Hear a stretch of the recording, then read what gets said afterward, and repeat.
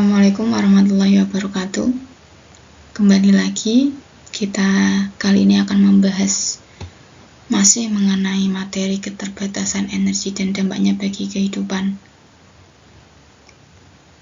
Untuk mengatasi energi yang semakin terbatas, ada dua cara. Yang pertama yaitu dengan melakukan penghematan energi yang sudah kita bahas pada video sebelumnya.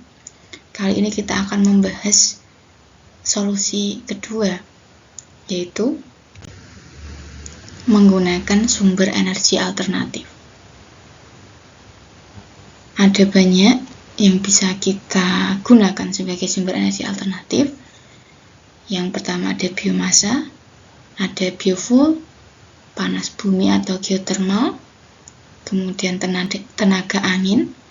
Kita bisa mengetahui ada PLT Bayu, kemudian ada tenaga air, PLTA, kemudian ada tenaga nuklir, PLTN, kemudian ada tenaga surya atau cahaya matahari, yaitu PLTS, kemudian ada gelombang laut, PLTGL, kemudian ada pasang surut air laut, PLTPS, kemudian ada hidrogen, dan terakhir juga bisa menggunakan energi dari panas laut.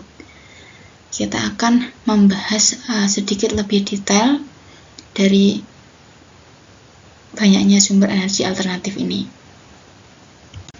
Yang pertama dulu, kita akan membahas tentang yang namanya biomasa. Biomasa yaitu bahan organik yang dihasilkan melalui proses fotosintesis, baik berupa produk atau buangan. Bisa berupa sebuah produk atau sebenarnya ini adalah buangan. Olahannya bisa berasal dari tanaman, kemudian bisa dari rumput, pohon, bisa juga dari limbah atau buangan dari pertanian, bisa juga dari ubi-ubian, bisa juga dari limbah hutan, apapun yang di hutan tetapi sudah berupa produk buangan, kemudian juga bisa tinja ataupun juga kotoran hewan. Contoh yang paling sederhana yaitu pembuatan briket atau arang dari tempurung kelapa.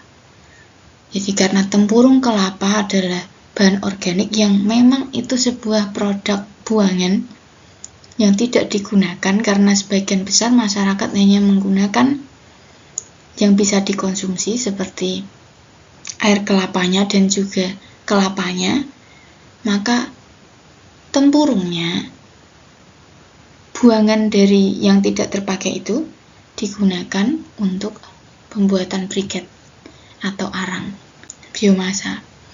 Kemudian ada juga biofuel. Biofuel itu bahan bakar baik padat, cair, dan juga gas yang sama dihasilkan dari bahan organik. Biasanya untuk biofuel sendiri itu bersumber dari tanaman yang memiliki kandungan gula tinggi dan juga minyak nabati tinggi. Contohnya yang sering kita tahu yaitu biodiesel. Biodiesel itu apa? Biodiesel itu minyak nabati yang sifatnya ini menyerupai minyak diesel atau solar, tetapi lebih ramah lingkungan, menghasilkan sulfur yang lebih rendah, juga menghasilkan asap yang sedikit. Kemudian ada juga bioetanol. Bioetanol ini sejenis alkohol, tetapi difermentasi dari ubi-ubian, karena ubi-ubian ini mengandung pati yang cukup tinggi. Kemudian ada panas bumi. Apa itu panas bumi? Panas bumi yaitu energi termal atau panas yang disimpan dan dihasilkan di dalam bumi. Biasanya disebut dengan geothermal. Ada kelebihan dari geothermal ini. Yang pertama, ramah lingkungan. Yang kedua, cukup ekonomis.